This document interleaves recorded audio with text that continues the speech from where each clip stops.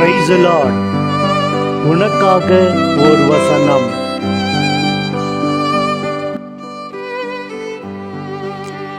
எசாயா 41 அதிகாரம் 15 வசனம். இதோ நான் உன்னை புதிய கூர்மையான போரடிக்கும் கருவியாக்குவேன்.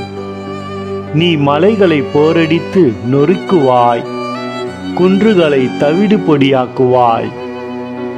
ஆமீன்.